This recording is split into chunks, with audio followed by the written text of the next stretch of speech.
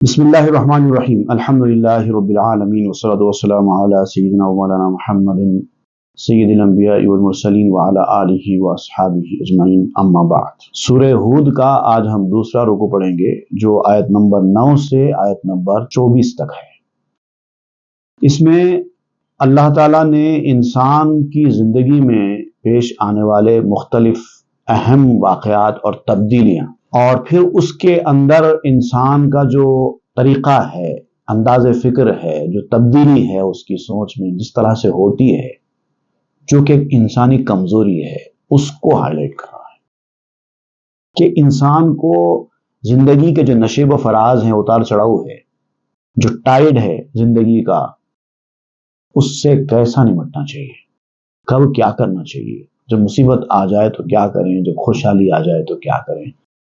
زندگی ایسے ہی گزرتی ہے، صحت بیماری، خوشحالی بدحالی، آرام و سکون اطمینان، تکلیف بے چینی، محبت دشمنی نفرت، یہ ساری چیزیں دنیا کے لازمات میں سے ہیں اور سب آتے رہتے ہیں۔ کبھی یہ لمبا ہو گیا وہ چھوٹا ہو گیا، کبھی وہ لمبا ہو گیا یہ چھوٹا ہو گیا، وہ معاملہ رہتا ہے زندگی میں۔ تو انسان کو کیا کرنا چاہیے اور انسان کیا کرتا ہے وہ بیان ہو رہا ہے۔ اعوذ باللہ من الشیطان الرجیم۔ وَلَئِنْ أَذَقْنَا الْإِنسَانَ مِنَّا رَحْمَةً ثُمَّ نَزَعْنَاهَا مِنْهُ إِنَّهُ لَيَئُوسٌ كَفُورٌ صدق اللہ العظیم۔ اللہ تعالیٰ فرماتا ہے کہ اگر ہم انسان کو اپنی طرف سے رحمت کا مزہ چکھائیں، اپنی رحمت کی بارش اس کے اوپر کر دیں، اس کا مزہ اس کو لگ جائے۔ اللہ کی رحمتیں تو بہت وسیع ہیں، ویسے تو انسان کی زندگی ہی اللہ کی رحمتوں کی وجہ سے، لیکن اس کے بعد بھی کبھی کبھار انسان کو اللہ تعالیٰ مختلف نعمتوں سے نوازتا ہے۔ اس کی زندگی کے آسمان پر خوشی کے بادل آنے لگتے ہیں، اور کبھی ایسا ہوتا ہے کہ اس کو ناکامیاں ملتی ہیں۔ دونوں بھی ہوتا رہتا ہے۔ جب کوئی آدمی کچھ کام کرنے لگتا ہے، کچھ ایکسپیکٹیشن ہوتا ہے، اس کا ایکسپیکٹیشن سے زیادہ کامیابی مل جاتی ہے، اور کبھی ایسا ہوتا ہے کہ مکمل طور پر ناکام ہو جاتا ہے، اور جب وہ کچھ کرنا چاہتا ہے الٹا ہی ہو جاتا ہے۔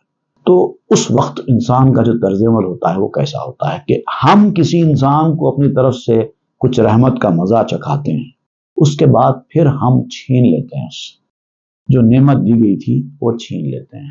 وہ جو دے سکتا ہے لے سکتا ہے ہم سے چھین بھی، دینے والا دے سکتا ہے تو واپس بھی لے سکتا ہے، لیکن جب وہ دیتا ہے تو ہم بھول جاتے ہیں کہ وہ واپس بھی لے سکتا ہے، اور جب واپس لیتا ہے تو پریشان ہو جاتے ہیں۔ اِنَّهُ لَيَئُوسٌ كَفُورٌ، تو پھر وہ مایوس ہو جاتا ہے، نا امید ہو جاتا ہے، اور پھر ناشکرہ بن جاتا ہے۔ میرے ساتھ ایسا کیوں ہوا، میرے ساتھ ہی ایسا کیوں ہوتا ہے، دوسروں کے ساتھ ایسا کیوں نہیں ہوتا، اس طرح کی باتیں اس کی زبان سے نکلنے لگتی ہیں۔ یہ ساری گفتگو ناشکری والی ہوتی ہے۔ وَلَئِنْ أَذَقْنَاهُ نَعْمَاءَ بَعْدَ ضَرَّاءَ مَسَّتْهُ، اور ہم اگر اس کو تکلیف کے بعد جو اس کو حاصل تھی، ایک دور میں اس کو تکلیف حاصل تھی، بعد میں اس کی تکلیف ہم دور کر دیتے ہیں اور کوئی نعمت دے دیتے ہیں۔ پہلے ہوا یہ تھا کہ اللہ تعالیٰ نے پہلے انسان کو آرام و سکون میں رکھا، ہر چیز میسر کر دی، اس کے بعد اس کو چھین لی، فوری مایوس ہو گیا، پریشان ہو گیا، ناشکری کرنے پر پڑ گیا۔ اور اب کیا ہوا کہ اللہ تعالیٰ نے پہلے اس کو مصیبت میں ڈالا، اس کے بعد پھر اس کو آسانی دی، رحمت دی، تنگ دستی سے فراخ دستی کی دولت دے دی، بیماری سے صحت کی دولت دے دی۔ لَيَقُولَنَّ ذَهَبَ السَّيِّئَاتُ عَنِّي، اگر کہنے لگتا ہے چلو بھائی مصیبت کے دن گزر گئے، اب ہماری اچھی زندگی شروع ہو گئی۔ اب یہ سمجھتا ہے کہ پہلے کی جو پریشان حالی کی زندگی تھی اب اس کا دروازہ بند ہو گیا، یہاں سے خوشحالی کی زندگی شروع ہو گئی۔ وہ یہ بھول جاتا ہے کہ جیسے پریشان حالی کی زندگی کے بعد خوشحالی کی زندگی آ سکتی ہے، ویسے پھر خوشحالی کی زندگی کے بعد پریشان حالی کی زندگی بھی آ سکتی ہے۔ وہ بھول جاتا ہے۔ اِنَّهُ لَفَرِحٌ فَخُورٌ، بے شک وہ بڑا خوش ہونے والا اور بڑا اترانے والا ہوتا ہے انسان۔ اب سب تکلیفیں چلی گئی، ہمارے برے دن ختم ہو گئے، اب یہاں سے اچھے دن، یعنی مرتے دم تک اس کے اچھے دن ہی چلتے رہیں گے، یہ سمجھتا ہے۔ نہیں، کچھ بھی ہو سکتا ہے۔ بھکاری آدمی راتوں رات متمول کروڑپتی بن سکتا ہے، اور کروڑپتی آدمی راتوں رات بھکاری روڈ پر آ سکتا ہے۔ بیمار آدمی جو اپنی زندگی سے مایوس ہو گیا ہے راتوں رات صحت مند ہو سکتا ہے۔ صحت مند آدمی راتوں رات نہ صرف بیمار ہو سکتا ہے بلکہ مر بھی سکتا ہے۔ یہ ہے اصلی زندگی۔ جو لوگ حالات کے حساب سے اس طرح کا طرز عمل اختیار کرتے ہیں، خوشحالی آ جائے تو اپنے میں سے نکل گئے، اور بدحالی آ جائے تو مایوس ہو گئے، ناشکرے بن گئے، یہ ہدایت یافتہ لوگ نہیں کہلاتے۔ الا الذین صبروا، ہاں جو لوگ صبر کرتے ہیں ہر حال میں صبر کرنا ہے۔ تنگ دستی کے معاملے میں بھی آپ کو صبر کرنا ہے، پریشان حالی میں بھی صبر کرنا ہے، خوش حالی میں بھی صبر کرنا ہے۔ خوش حالی میں اگر صبر نہیں کریں گے تو انانیت اور فخر اترانا یہ شروع ہو جائے۔ اور صبر یہی ہے کہ میرے پاس سب کچھ آ گیا ہے، میں اپنے آپ کو قابو میں رکھوں تاکہ کل جب مجھ سے یہ چھین جائے تب میری حالت خراب نہ ہو، اس کی تیاری کریں۔ اس کو کہتے ہیں صبر کرنا۔ الا الذین صبروا، مگر جو لوگ صبر کرتے ہیں، وعملوا الصالحات، اور ہر حالت میں نیک عمل کرتے ہیں، تنگ دستی میں، فراغ دستی میں، بیماری میں، صحت میں، ہر حالت میں اچھے عمل کرتے ہیں۔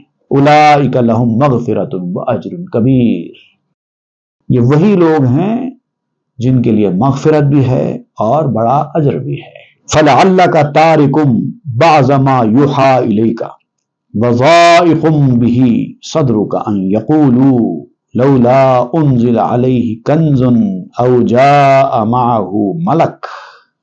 اب دیکھیے یہاں پر اس آیت کا مفہوم واضح ہونے سے پہلے کیا مطلب ہے اس آیت کا، اس کا شان نزول کیا ہے، کن حالات میں یہ آیت نازل ہوئی ہے، پہلے وہ حالات کو ہم مختصر انداز سے جان لیں، پھر اس آیت کا مفہوم ہمارے اوپر کھل سکتا ہے۔ قرآن مجید میں کافروں کو جس انداز سے تنبیہ کی گئی، اس پر کفار بڑے ناراض تھے۔ جب ان کو ہدایت کی بات کہی جاتی تھی کہ یہ ہدایت ہے، ایمان لے آؤ، تو وہ کہتے تھے کہ آپ کے قرآن میں ہمارے خداؤں کو بہت برا بھلا کہا گیا ہے، اس لیے ہم قرآن کو ماننے تیار نہیں۔ ہاں اگر آپ قرآن میں سے وہ چیزیں نکال دیں جو ہمارے پسند کی نہیں ہیں، باقی قرآن کو ہم مان لیں گے، کوئی مسئلہ نہیں۔ ہم قرآن اللہ کا کلام ہے، اگر آپ کہتے ہیں تو ہم اس کو مان لیتے ہیں، لیکن جو چیزیں ہم کو کھٹکتی ہیں، پسند نہیں آتی ہیں، وہ آپ نکال دیجیے، تو پھر ہم ایمان لا دیں گے۔ دوسرا اعتراض یہ تھا کہ کافروں نے یہ کہا کہ اگر آپ سچے نبی ہوتے تو آپ کے پاس سونا چاندی ہوتا، آپ کے پاس خزانے ہوتے، ہیرے جواہرات ہوتے، یہ کیا بات، ہر چیز کا پیدا کرنے والا اللہ، جیسا کہ آپ کہتے ہیں کہ ساری دنیا کائنات کا پیدا کرنے والا اللہ ہے، زمین کے خزانے، آسمان کے خزانے سب اللہ نے بنائے ہیں، اور پھر آپ اللہ تعالیٰ کے بھیجے ہوئے، تو آپ کے پاس ہی نہیں ہے خزانہ، یہ کیا بات؟ آپ کا تو حال یہ ہے کہ 2 وقت کی روٹی بھی برابر میسر نہیں ہے آپ کو، غریبی کی یہ کیفیت ہے آپ کی، ایسے میں آپ اپنے نبی ہونے کا دعویٰ کرتے ہیں، تو کہاں سے مانیں گے ہم؟ کچھ آپ کے پاس بھی کچھ خزانے ہوتے۔ یا پھر یہ بھی وہ لوگ کہا کرتے تھے کہ ڈرانے کے لیے اگر اللہ تعالیٰ کو بھیجنا ہی تھا تو ایک انسان کو کیوں بھیجا، کسی فرشتے کو بھیج دیتے، یہ بھی کہا کرتے تھے۔ تو اس کے حوالے سے یہ آیت نازل کی گئی ہے۔ کیا یہ ہو سکتا ہے فَلَعَلَّكَ تَارِكٌ بَعْضَ مَا يُوحَىٰ إِلَيْكَ، کیا یہ ہو سکتا ہے کہ آپ جو چیز آپ کے اوپر وحی اتر رہی ہے اس میں سے بعض چیز لے لیں، بعض چیز چھوڑ دیں؟ ایسا ہو سکتا ہے؟ یہ تو پاسبل ہی نہیں ہے، ممکن ہی نہیں ہے، ایسا مطالبہ نہیں کرنا چاہیے جو قابل قبول ہی نہیں ہے۔ وَضَائِقٌ بِهِ صَدْرُكَ، کیا ایسا ہو سکتا ہے کہ ان لوگوں کی یہ باتیں، کہ یہ جو کہتے ہیں کہ آپ کے پاس خزانہ کیوں نہیں ہے، آپ اتنی مصیبت میں تکلیف میں زندگی کیوں گزار رہے ہیں، یا آپ کے ساتھ آپ کی تائید کرنے کے لیے نبی ہونے کی کوئی فرشتہ کیوں نہیں اترا، اس طرح کی باتوں سے آپ کے دل کے اوپر جو ایک بوجھ کی طرح بن رہا ہے، کیا اس کی وجہ سے آپ کا سینہ تنگ ہو جائے؟ ایسا ہو سکتا ہے؟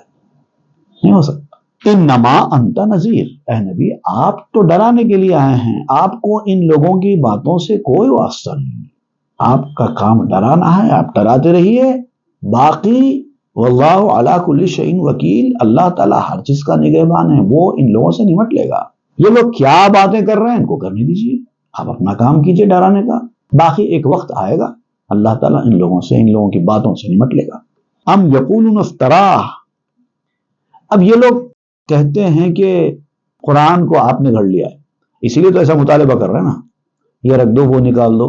بھئی میرا کلام ہوگا تو میں یہ رکھوں گا وہ نکال دوں گا، یہ میرا خود کلام نہیں ہے، میں کون ہوتا ہوں اس میں رکھنے اور نکالنے والا؟ تو ایسا تو نہیں ہو سکتا۔ قل فأتوا بعشر سور مثلی، اگر تم یہ سمجھتے ہو کہ یہ میرا کلام ہے اور اس کے بعد بھی میں جو ہے تمہارے پسند کے مطابق اس سے کچھ نکالنے کے لیے تیار نہیں ہوں، تو یہی مانتے ہو نا تم کہ میرا کلام ہے، کیونکہ اگر میرا کلام نہیں ہے تو میں نہیں نکال سکتا، اور تم نکالنے کا مطالبہ کر رہے ہو تو اس کا مطلب یہ کہ تم یہ سمجھتے ہو کہ یہ میرا کلام ہے۔ تو اگر یہ میرا کلام ہے اور تم یہ کہتے ہو کہ میں بھی تمہاری طرح کا انسان ہوں، تو میں اگر میرا کلام تمہاری طرح کا انسان ہوتے ہوئے ایسا پیش کر رہا ہوں کہ تم کو ہلا کے رکھ رہا ہے، تو 10 سورے ایسے تم بھی بنا لو۔ جی 114 صورتیں قرآن کی نازل ہوئی، 114 صورتیں، ٹھیک ہے، 114 کو ہٹاؤ، صرف 10 سورے لاؤ۔ اللہ کا کلام نہیں ہے، میں نبی نہیں ہوں، اور یہ میں نے اپنی مرضی سے گھڑا ہے، تمہاری بات ہے نا، چلو ٹھیک ہے، تو پھر اگر یہ کام میں کر سکتا ہوں تو پھر تو تم بھی کر سکتے ہو، لے کے آؤ۔ اس سورے میں 10 سوروں کا ذکر ہوا، 10 سوروں کا چیلنج کیا گیا، لیکن اور مقام پہ قرآن شریف میں اس سے پہلے والے سورت میں ایک سورے کا چیلنج کیا گیا ہے، 10 بھی نہیں، ایک ہی لا لو۔ 114 میں نے لائی، اگر تم سمجھتے ہو یہ میرا کلام ہے تو تم ایک لا لو۔ قل فاتوا بعشر سور مثلہ مفتریات، اگر یہ میرا کلام ہے تم سمجھتے ہو تو پھر اس کی جیسی 10 صورتیں جو گھڑی ہوئی ہیں جیسا کہ تم کہتے ہو لاؤ، گھڑ کے ہی لاؤ۔ وَادْعُوا مَنِ اسْتَطَعْتُم مِّن دُونِ اللَّهِ إِن كُنتُمْ صَادِقِينَ، اور یہاں تو میں اکیلا ہوں جو قرآن تمہارے سامنے پیش کر رہا ہوں، میں نے کسی سے کوئی مدد نہیں لی نا، کیونکہ میرا کلام نہیں ہے اس لیے میں نے کسی سے مدد نہیں لی قرآن بنانے میں، جو نازل ہوا وہ پیش کر رہا ہوں۔ تم مدد لیتے تو لے لو، کس کس کو بلانا ہے، تمہارے پاس کے قابل ترین لوگوں کو اکٹھا کر لو، ایک جماعت بناؤ، پورے مل کے مشورہ کرو، کر کے ایک سورہ بنا لو، اگر تم سچے ہو تو کر کے دکھانا۔ اب دیکھیے 2 راستے، یا تو قرآن کو اللہ کا کلام مانو، یا نہیں مانتے تو پھر قرآن کی طرح کا ایک سورہ تم بھی بناؤ، 2 ہی راستے۔ اگر تم نہیں بنا سکتے تو اس کا مطلب اللہ کا کلام مانتے ہو، اور اللہ کا کلام نہیں مانتے، میرا کلام مانتے اور مجھے اپنی طرح کا بشر مانتے، تو پھر تم بھی کلام لا سکتے ہو۔ لاجیکل بات، کوئی راستہ نہیں چھوڑا انکار کا۔ فَإِن لَّمْ يَسْتَجِيبُوا لَكُمْ فَاعْلَمُوا أَنَّمَا أُنزِلَ بِعِلْمِ اللَّهِ وَأَن لَّا إِلَٰهَ إِلَّا هُوَ، اور یہ چیلنج اگر وہ قبول نہ کر سکیں، اگر وہ اس چیلنج کو قبول کر کے تمہاری دعوت پر لبیک نہ کہیں، تو پھر یہ جان لو، دل میں بٹھا کر رکھو اے لوگو کہ یہ قرآن اللہ تعالیٰ کے علم سے اتارا گیا ہے۔ تمہارے سامنے 2 ہی راستے، یا تو قرآن کی طرح کا کوئی سورہ لکھو، یا نہیں تو پھر مانو کہ یہ اللہ کی جانب سے اترا ہے، اور یہ بھی جان لو کہ اسی اللہ جس کے پاس سے یہ قرآن اترا ہے، جس کا کلام ہے، جس کے علم سے یہ قرآن نازل ہوا ہے، اس کے سوا کوئی خدا نہیں ہے اور کوئی چارہ نہیں۔ فَهَلْ أَنْتُمْ مُسْلِمُونَ، کیا اب بھی تم قبول نہیں کرتے، اسلام نہیں لاتے؟ اتنا بڑا چیلنج، اتنی واضح روشن اور دلیل تمہارے سامنے آ گئی، اب اس کے بعد کیا بچا؟ اب بھی نہیں آتے۔ من کان یرید الحیات الدنیا وزینتها نوفی الیہم اعمالہم فیہا وہم فیہا لا یبخسون۔ اب یہ جو آیت ہے یہ خالی کافروں پر ہی نہیں، ہر کسی پر فٹ ہوتی ہے جو دنیا کی زندگی کے طلبگار ہیں، دنیا کا مال، دنیا کی عزت، دنیا میں نام، دنیا میں گھر، دنیا میں نعمتیں، ہر چیز دنیا دنیا دنیا چاہتے ہیں، بس دنیا کی زندگی ہی چاہتے ہیں اور اسی کو کامیابی سمجھتے ہیں۔ وَزِينَتَهَا، اور اس دنیا کی زینت، شان کی چیزیں، فخر کی چیزیں یہ حاصل کرنا چاہتے ہیں۔ اگر تمہاری زندگی کا یہی مقصد ہے نوفی الیہم اعمالہم فیہا، تو ہم ان کے اعمال کا اس زندگی میں پورا بدلہ دیں گے. تم نے جو بھی زندگی میں کبھی اچھے کام کیے تو ان سب کا بدلہ دنیا میں دے دیا جائے گا. کوئی چیز نہیں چھوڑی جائے گی، سب دیں گے. بڑے سے بڑا منصب دے دیں گے تم کو، بڑے سے بڑا مقام دے دیں گے تم کو، ہر وہ چیز جو چاہیے وہ بھی دے دیں گے تم کو. وَهُمْ فِيهَا لَا يُبْخَسُونَ، اور ایسا دیں گے کہ تم کو کوئی نقصان نہیں ہوگا، کسی قسم کا نقصان بھی ہونے نہیں دیں گے تمہارا، سب کچھ دیں گے. یہی چاہیے نا، ٹھیک ہے دے دیں گے. اولئک الذین لیس لہم فی الآخرۃ الا النار، مگر یاد رکھو کہ یہ وہ لوگ ہوں گے جن کو ہم نے دنیا میں ہر چیز دے دی، ہر چیز دے دی، ہر چیز دے دی. ان لوگوں کا حال یہ ہوگا کہ ان کے لیے آخرت میں سوائے آگ کے اور کچھ نہیں ہوگا. وَحَبِطَ مَا صَنَعُوا فِيهَا وَبَاطِلٌ مَا كَانُوا يَعْمَلُونَ، اور جو کچھ انہوں نے دنیا میں کیا، بھلے ہی کچھ اچھا کام بھی کیا ہوگا، کسی غریب کی مدد کی ہوگی، کسی کا ساتھ دیا ہوگا، کیا ہوگا، اچھے اچھے کام بھی کرتے ہیں نا لوگ. برے سے بڑا آدمی بھی کبھی کبھی کوئی اچھا کام کرتا ہے نا. تو اللہ تعالیٰ فرماتا ہے کہ انہوں نے دنیا میں جو کچھ کیا ہوگا وہ سب ضائع کر دیا جائے گا. آخرت میں کچھ حصہ نہیں، دنیا میں جو ہے برابر کر دیں گے، دل دلا کے معاملہ ختم، وہاں پر کچھ نہیں، سب بیکار ہو جائے گا. وہ باطل ما کانوا یعملون، اور جو کچھ وہ کرتے تھے اس سے جو کچھ حاصل ہوتا ہے وہ تو ختم ہونے ہی والا تھا، کیونکہ جو بیس ہے نا، بیسک چیز ہے وہ ان کے اندر نہیں تھی، وہ ہے ایمان. تو اس لیے ان کی کوئی چیز بھی قابل قبول نہیں رہی. بیسک چیز ہوگی تو باقی کی چیزیں قابل قبول ہوں گی، بیسک چیز ہی نہیں رہے گی تو باقی کی چیز قابل قبول نہیں ہو سکتی. میں عام طور پر اس مسئلے کو سمجھانے کے لیے ایک مثال دیتا ہوں تاکہ آج کا پڑھا لکھا نوجوان بھی اس مثال کو دیکھ کر سمجھ سکے کہ یہ بیس کیا چیز ہوتی ہے. مثال کے طور پر کوئی نوجوان بچہ ہے جو 12ویں جماعت کا انٹرمیڈیٹ کا طالب علم ہے. اس نے کمپٹیٹیو ایگزام میں شرکت کی جو انٹرمیڈیٹ پاس ہونے کے بعد لکھا جاتا ہے، نیٹ یا ایم سیٹ، آپ کچھ بھی ایک نام دیں اس کو. اس نے بہت زبردست رینک حاصل کیا نیٹ میں، ٹاپ، اسٹیٹ ٹاپ رینک یا پورے کنٹری میں ٹاپ رینک لایا، اور ایسا رینک آیا کہ بڑے بڑے میڈیکل کالجز یا انجینئرنگ کالجز میں اس کو سیٹس آفر ہونے لگے. اتنا اچھا مظاہرہ کیا، لیکن انٹرمیڈیٹ میں فیل ہو گیا. اب کیا ہوگا سوچیے، کیونکہ بیسک چیز ختم ہوئی. اب کون سا کالج ایڈمیشن دے گا؟ اس مثال کو یاد رکھیے. افمن کان علی بینۃ من ربہ ویتلوہ شاہد منہ ومن قبلہ کتاب موسیٰ اماما ورحمہ، کیا وہ شخص انکار کر سکتا ہے اس بات کا جس کے پاس روشن دلیل ہو اپنے رب کی طرف سے؟ اس کے رب کی طرف سے ایک روشن دلیل آئی ہوئی ہے. یہ کتاب اتنا واضح معجزہ ہے، چیلنجنگ کتاب ہے، انسان کو عاجز کر کے رکھ دیتی ہے. معجزہ کس کو کہتے ہیں؟ کہ ایسی چیز جو انسان کی عقل کو عاجز کر دے. کرامات، معجزہ یا میراکل، آپ جو بھی کہیں، ایسی چیز کو کہتے ہیں جو انسان نہ کر سکے، اس کے بارے میں انسان سوچ نہ سکے. انسان یہ بھی تو نہیں کر سکتا، تو یہ بھی معجزہ ہی ہوا. تو ایسی واضح اور روشن دلیل اس کتاب کی شکل میں آئی. وہ یتلوہ شاہد منہ، اور اس کے پیچھے ایک گواہ بھی آیا ہے اس کتاب کے ساتھ، اس کی گواہی دینے والا. اب دو چیزیں ہیں، ایک تو کتاب اپنے آپ میں ایک معجزہ ہے، پھر ایک نبی بھی آیا ہے جو اس کی گواہی دینے والا ہے. ومن قبلہ کتاب موسیٰ، اور اس سے پہلے بھی موسیٰ کی کتاب تھی، اسی طرح کی تھی. امام و رحمہ، جو لوگوں کے لیے امام کی حیثیت رکھتی تھی، رحمت کی حیثیت رکھتی تھی. اتنی واضح باتیں تھی، کوئی نئی بات تو آئی نہیں نا، پہلے بھی کتابیں بھی آئی ہیں یہ ساری باتیں کہتے ہوئے. اولئک یؤمنون بہ، جو اس کو مانتے رہے وہ ایمان والے، اس کا انکار ایمان والے نہیں کریں، وہ مانتے ہیں. ومن یکفر بہ من الاحزاب فالنار موعدہ، اور جو مختلف گروہوں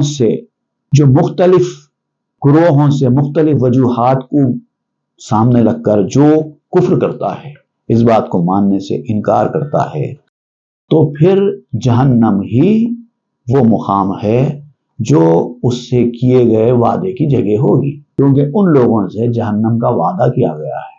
فلا تکو فی مریۃ من، تو اے سننے والو اب کسی شک میں مت پڑو کیونکہ بات اتنی کلیئر ہو چکی ہے کہ اب شک کی گنجائش نہیں رہی. انہ الحق من ربک، یقیناً یہ تیرے رب کی طرف سے حق ہے، سچائی ہے.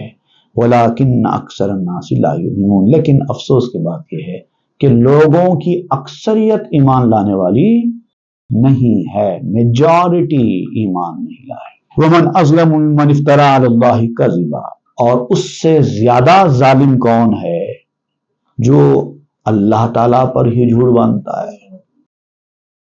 اللہ کو بیٹا ہے، اللہ تعالیٰ نے ایسا فرمایا ہے، اللہ تعالیٰ نے یہ حلال کیا ہے، وہ حرام کیا ہے، سب اپنی طرف نسبت دی جا رہی ہے اللہ کی طرف. اس سے بڑا ظالم اور کوئی نہیں. اولئک یعرضون علی ربہم ویقول الاشہاد ہؤلاء الذین کذبوا علی ربہم. اب جو لوگ اللہ کی طرف منسوب کر کے ایسی باتیں کرتے رہے تھے، ان کو ایک دن اللہ تعالیٰ کے حضور میں پیش کیا جانے والا ہے. ان سے پوچھا جائے گا ہم نے کب کہا تھا، اب بتاؤ تم نے کہا تھا نا اللہ نے ایسا فرمایا، اللہ نے یہ جائز کیا، اللہ نے یہ حرام کیا، اللہ کو ایک بیٹا ہے. کہاں ہے؟ کس نے کہا تھا آپ کو؟ اب ایکسپلینیشن دو. اور وہ کسی کو گواہ بنا کر لے کے آئیں گے اس وقت، اور گواہ کے طور پر آنے والے خود ان کو جھٹلا دیں گے. دیکھیے انہوں نے کہا تھا، ہم نے کب کہا بول دیں گے لوگ، ہم نے تو کہا ہی نہیں. الا لعنۃ اللہ علی الظالمین، کان کھول کر سن لو، ایسے ظالموں پر اللہ کی لعنت ہوتی ہے. خود اپنے دماغ سے تراشیدہ باتیں، من گھڑت باتیں بولتے ہیں اور پھر اللہ کی طرف منسوب کرتے ہیں. الذین یصدون عن سبیل اللہ ویبغونہا عوجا، وہ بد نصیب لوگ ہیں، بدخماش لوگ ہیں، بدمعاش لوگ ہیں وہ جو اللہ تعالیٰ کے راستے سے لوگوں کو روکتے ہیں اور چاہتے ہیں کہ اس راستے کو ٹیڑھا بنا دیں. ایسے بہت ہے دنیا میں، خود غلط راستے پر جاتے ہیں اور جانے والوں کو بھی روکتے ہیں، اور ایسے جو ہے راستوں کو ٹیڑھے بنا کر پیش کرتے ہیں کہ راستہ چلنے والا بھی کنفیوز ہو کر بھٹک جائے. وَهُمْ بِالْآخِرَةِ هُمْ کافرون، اور یہ وہی لوگ ہوتے ہیں جن کو آخرت کے اوپر کوئی ایمان نہیں ہے، آخرت کے منکر ہیں.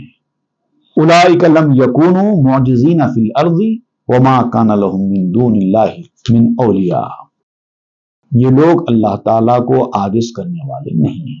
چاہے کچھ بھی کر لیں، چاہے کچھ بھی کہہ لیں، اللہ تعالیٰ کو یہ لوگ زمین میں عاجز نہیں کر سکتے. حکمرانی تو پھر بھی اللہ تعالیٰ کی ہی رہے گی، چاہے وہ کتنی ہماری نافرمانی کریں، چاہے کتنا وہ ہمارے دین کو جھٹلائیں. چند دنوں تک جب تک ہم نے ان کو مہلت دی ہے، ان کا توتی بولتا رہے گا.